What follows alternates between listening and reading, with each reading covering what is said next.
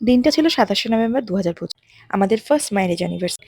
তাই ভেবেছিলাম এই দিনটা তোমাদের সাথে শেয়ার করব। সকালবেলা সুন্দরভাবে পুজো সেরে নিয়ে ও বলল ব্রেকফাস্টটা কিছু চটপটা চাই। তাই আমি ভাবলাম হেলদি আর চটপটা কি বানাতে পারি। So I made this oats আর স্ক্র্যাম্বলড এগ। তার সাথে আমি হালকা করে গার্নিশ করার জন্য ফ্রুটসও কেটে দিয়েছিলাম, যাতে হেভি হয় ব্রেকফাস্টটা। আমি অলওয়েজ ট্রাই করি ব্রেকফাস্টটা একটু হেভি রাখার অ্যান্ড হেলদি।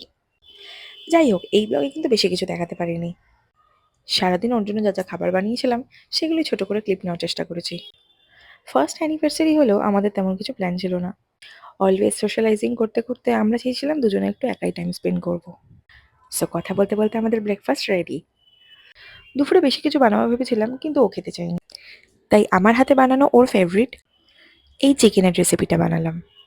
সময় পেলে কখনো রেসিপির ভিডিওটা বানিয়ে পোস্ট করব। আর ছিল এর সাথে আমাদের বাঙালি ঘরের স্টাইলের ফ্রাইড রাইস। হ্যাঁ, আমরা এটাকে বাঙালি স্টাইলই বলতে পারি। আর তার সাথে ম্যান্ডেড স্যালাড। তারপর দুপুরে ফ্রুট স্যালাড, এটা আমাদের লাইফে ম্যান্ডেড। বিকেলবেলা সেরকম কিছু প্ল্যান ছিল না, দুজনে মিলে ডেটে গিয়ে আমরা নিয়েছিলাম দুটো mocktail and fish and chips. বেশি ছবি তুলতে পারিনি, জায়গাটা খুব সুন্দর ছিল, দুজনে টাইম স্পেন্ড করতেই টাইম চলে যায়। আজকের জন্য এতটাই। পরে কবে দেখা হবে জানি না, কারণ আমি ভিডিও রোজ বানাই।